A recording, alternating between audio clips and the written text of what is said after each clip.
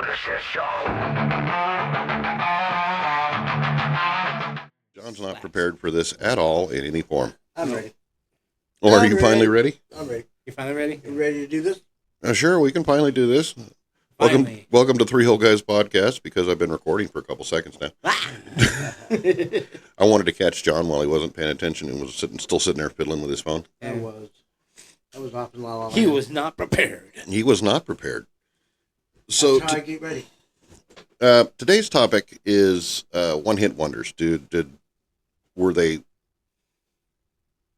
I don't know. Were they beneficial or detrimental to? Because I kind of that's what we were talking about as we came into the studio. Or not necessarily came into the studio, because it took me a couple minutes to prep all this shit up. Yeah. But That's what your wife has a problem with. Why does it take so long? We don't want to lose any excess electricity. Valuable material. yeah, value. Yeah, there's plenty of value in this material. Oh, yeah. Our material is like one-hit wonders. Yeah. We are the one-hit wonder. Yeah. But that's one of the things that we were discussing. Is there are a lot of bands that had, and mega bands. If you look at it, Skid Row, 18 in Life was their hit. Yep. But they had a lot of really good songs. Yeah, they did. Yeah. Meredith Brooks, Bitch. Bitch. Yeah. But, again, had quite a few songs. How about Flock of Seagulls with Iran? No, they only had the one. There's a one hit. The one. That was The one. Well, they had the other one. I forgot the name of the other song that they came out with, but that's because it's a one-hit wonder. Yeah, some bands, one-hit wonder definitely qualifies, definitely says what it is about them. Extreme with a one-hit wonder. I'm like, huh? Yeah, see, to me, there were quite a few songs from Extreme. Play With Me, Get the Punk Out. Yeah. But everybody goes immediately to more than More words. than words. Wholehearted. Was that Extreme? Yeah. Wholehearted. Well, I know the song. Yeah, but yeah, it's like. Same thing with Warrant. You Warrant. got Cherry Pie, but they Uncle had Tom's Cabin. they had that. They had Heaven. Heaven, yeah. Warrant had Cherry a lot of Pie. songs. Yeah. I said Cherry Pie. Oh, that was their hit. Yeah. My brain just went somewhere else. And then you've got the guys that we were discussing earlier, Yeah. who could have one-hit wonders if you viewed them from the aspect of the hits that they had for different bands. Yeah. Why can I not think of his name? Because it was just a one. We were talking about him this morning. Bob Dylan. Bob Dylan. Oh, yeah. Bob Dylan has written so many one-hit wonders. He's He the one-hit has. wonder king. Which it's Just weird. about, yeah. It's weird to say that he has written so many one-hit wonders. Yeah. Knocking on Heaven's Door. Rainy Day Women. There was quite a few others that we were discussing earlier, and he's got all these hits. Oh, All Along the Watchtower. All Along the Watchtower. He's got all these hits that were one-hit wonders for their prospective bands. But he wrote them, so it's multiple hits. So does it necessarily count as a one-hit wonder at that rate? It's like 9 Inch Nails with Hurt. And for anybody that thinks that we enjoy Bob Dylan, no, the fuck we don't. No, he can't sing for shit. Yeah, Bob Dylan had his place, and he definitely had his sound and his writing ability absolutely phenomenal. For the time.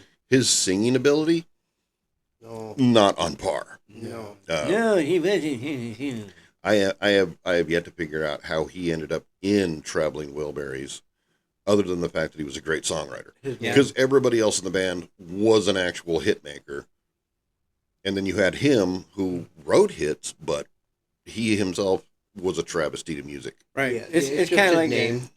He grandfathered in through his name and his time. Right. It's kind of like, Roy Orbison died before he did. What? There's a travesty here. Yeah. So was Roy Orbison. Well, Tom Petty died before him. Too. He's still alive. I believe.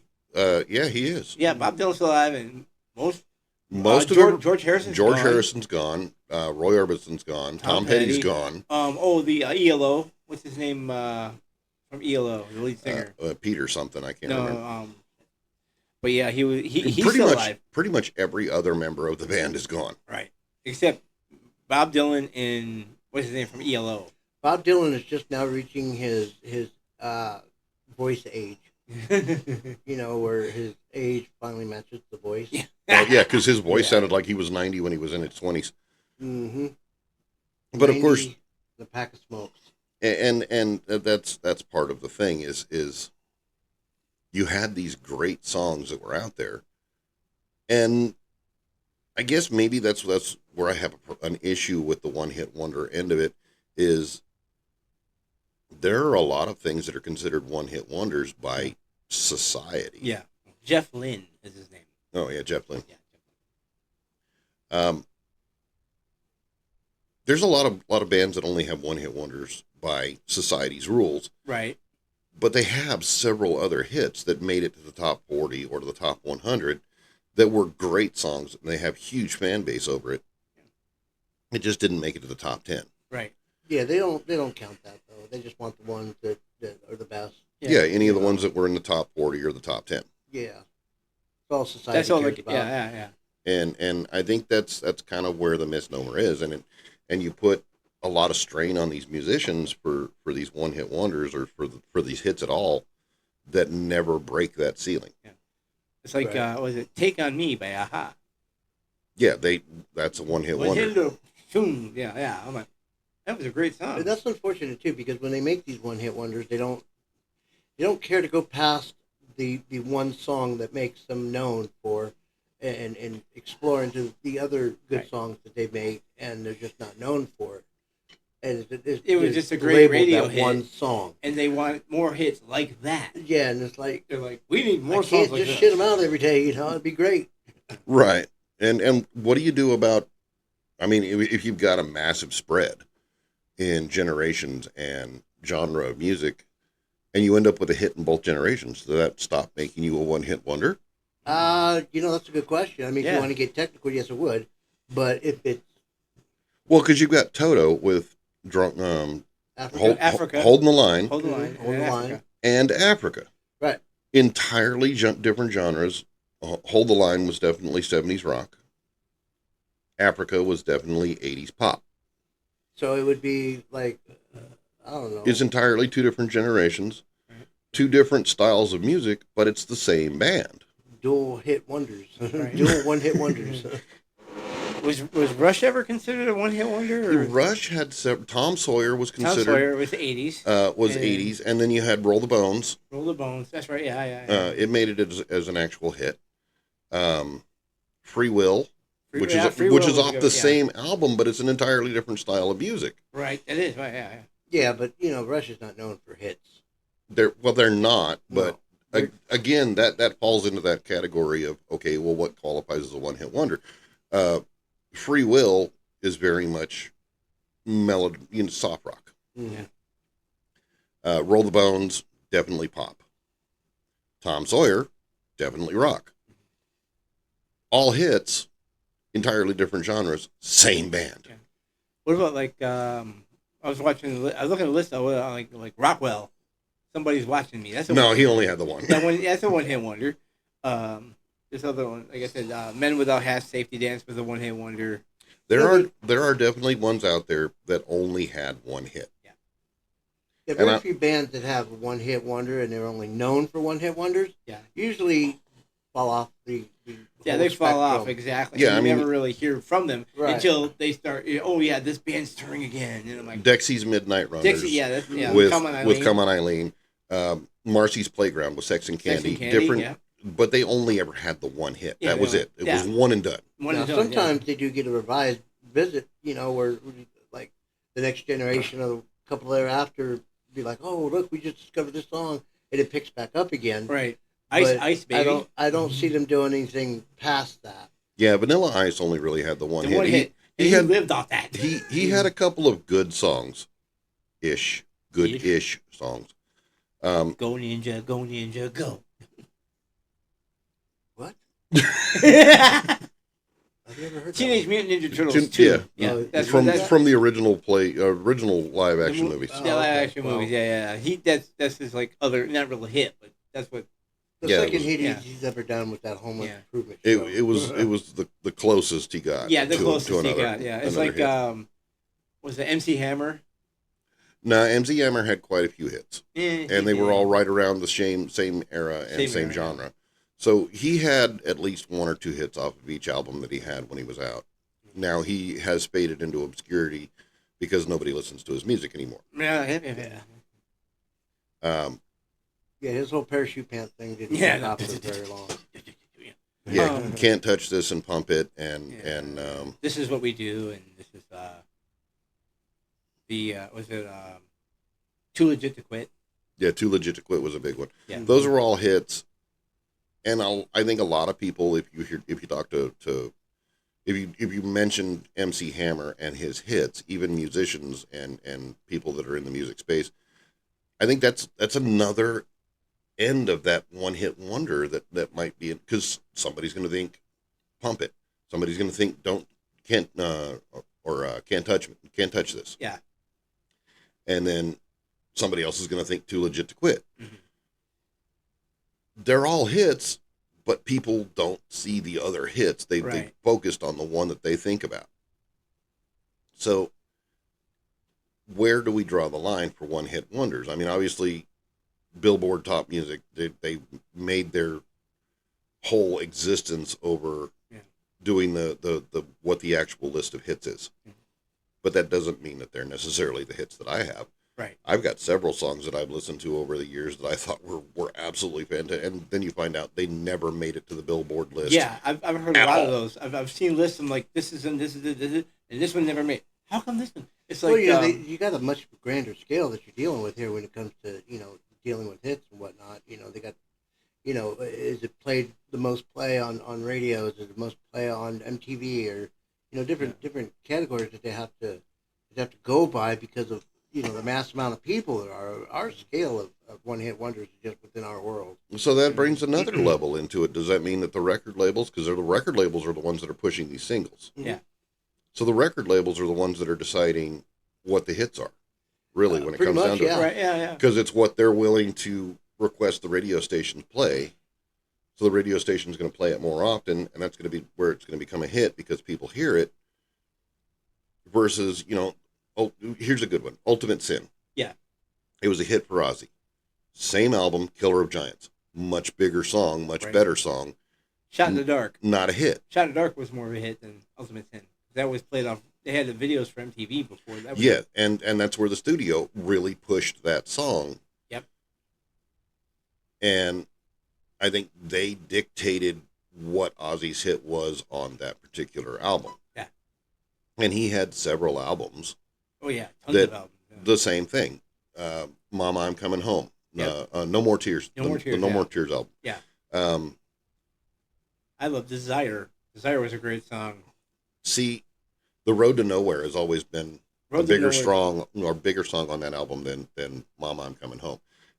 I like I'm Coming Home, but The Road to Nowhere has always held more meaning to me. Right. Yeah. There's a lot more songs that he's done than Mama, I'm Coming Home. That song seriously. is like gay as fuck to me. It just seems out of place for him. It was good at the time for what he was going through, and I get the meaning behind it. And there's a lot of the album revolves kind of around that. No More Tears and Mama, I'm Coming Home were the two that the studio just absolutely pushed the dog snot Yes, out they did. Right. Yeah. Yep. And yeah. And there again, so many other good albums, time after time. Yeah. Was on that, and that was the big one that showed Zach. Yeah, there was Desire, not Desire. Well, Desire is the one I like, but also I Don't Want to Change the World. Yeah, that was the one. Me and my friend Steve back in Michigan, we loved the hell out of that damn thing. We were just jamming out every. It makes day. you wonder too if the record producers and all them guys, if they would push other songs. I mean, how many of them would be one hit wonders or hits? If they just pushed them like the other songs. Yeah, if they just pushed the entire thing, or pushed the album, or tried to get people to listen to more of it, how much of the musical landscape would have changed? Exactly, because they don't really they just go with whatever's on fire now. They don't play like we've discussed before other songs off the same album, that the hit came from, and how many of them are just as good, if not better, than what they say is a hit, but you'll never know if they don't play it. Yeah. And they don't play it on the radio stations back in the day when we listened to the radio. And and thinking about it, I think that's kind of where, going back to Toto, I think that's where you end up with two one-hit wonders from the same band. Mm-hmm. Is Toto was pushed into the 70s rock scene during the 70s. I mean, Right. that's where they came out. That was what they were doing. That song was pushed, and the studio obviously pushed it real hard on classic rock stations, and, well, they were rock stations at the time. They pushed that song real hard. Well, then the 80s came out, and the studio was like, okay, well, this is what everybody's doing. This is what you need to do. Now, not every band obviously went that direction. Kiss did it with their rather gay rendition of that one album. Which one? Pick an album. Hey. Well, they actually had the one. They're actually considered one hit wonder because of Beth, because that was their major hit. Rock and Roll All Night was also a one-hit wonder. No, well, not according to the other, because Beth was a bigger hit. That's when they actually, For as much as I don't like that band, they've got way more hits than just Yeah, I that, know. Yeah, to me, yes, they have way tons of more hits. Yeah. Beth isn't even on my list of the top 10 Kiss songs. Yeah, So- but to the radio people and to we like Beth because it's nice and soft. It doesn't sound like satanic. That's the more I whole. get to Okay, listening- but if you're going with soft, I'd rather have Great Expectations. Great Expectations is a good song. Yes. Of course, John's over here. What the fuck are you talking Sounds about? like a fucking porno shop.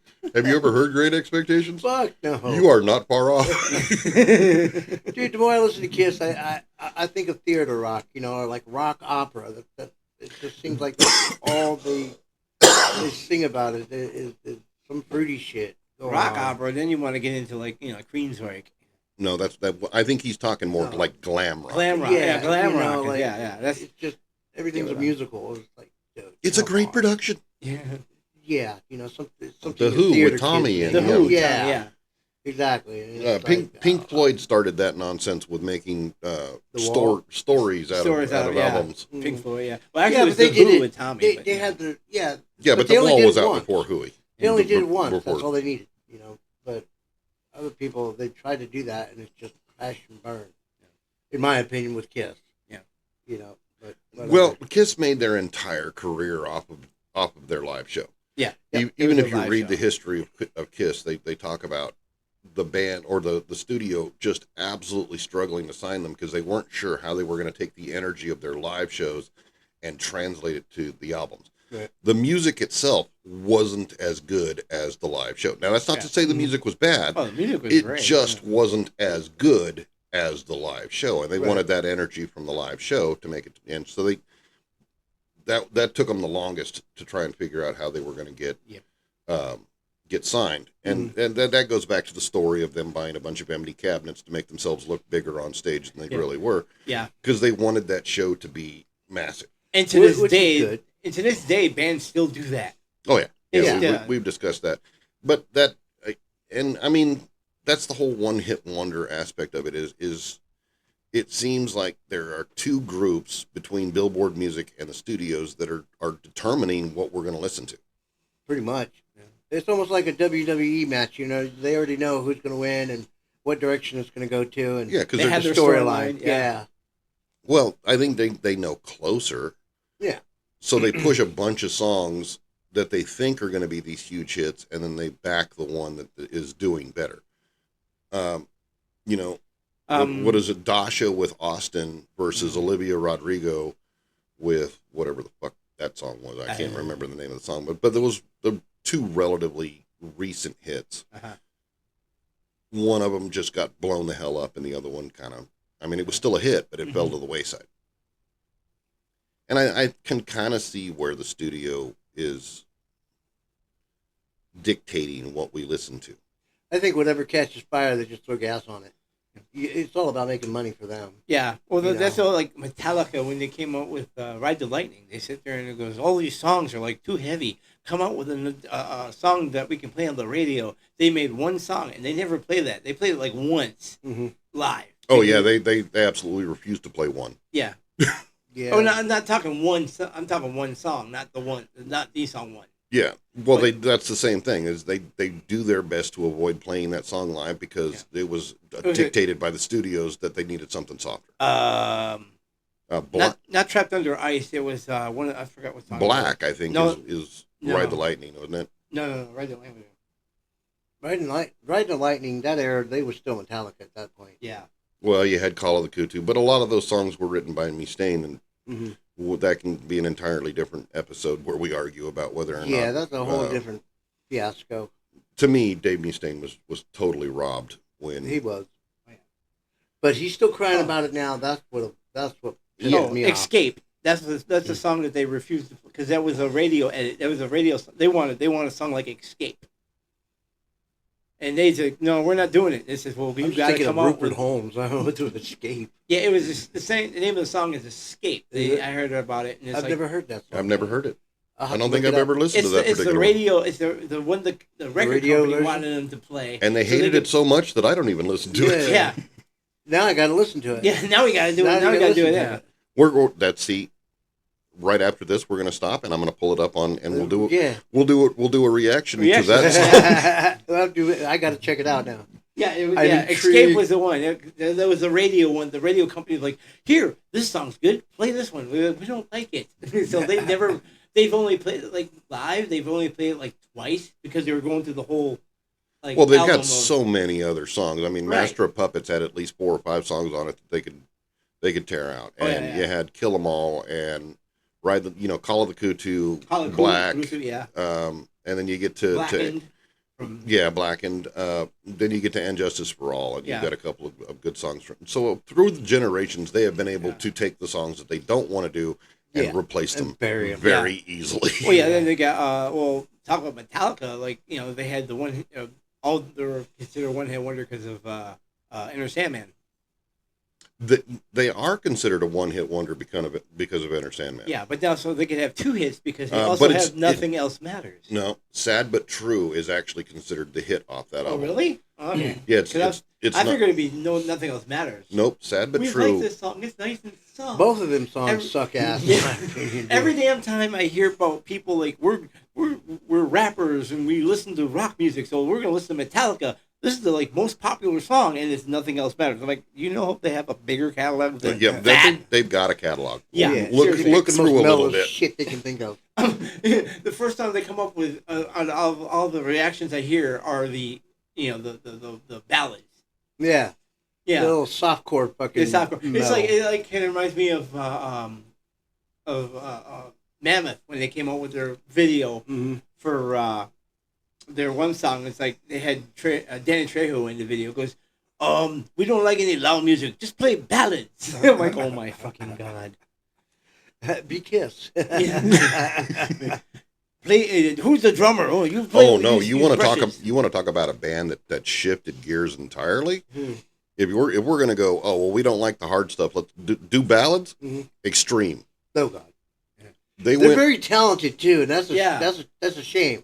They could have done a whole lot more with that. Well, they went from Get the Funk Out and Do You Want to Play? Do You Want to Play? And just these powerful, rip it apart metal songs to Wholehearted and More Than Words. Yeah, their newest album. They got neutered. They did. Since when did metal become softcore? The newer album, I think the newer album, Rise, was quite heavy. I heard a few songs off that, and they were quite heavy. They're still a one-hit wonder due to More Than Words. They are, yes.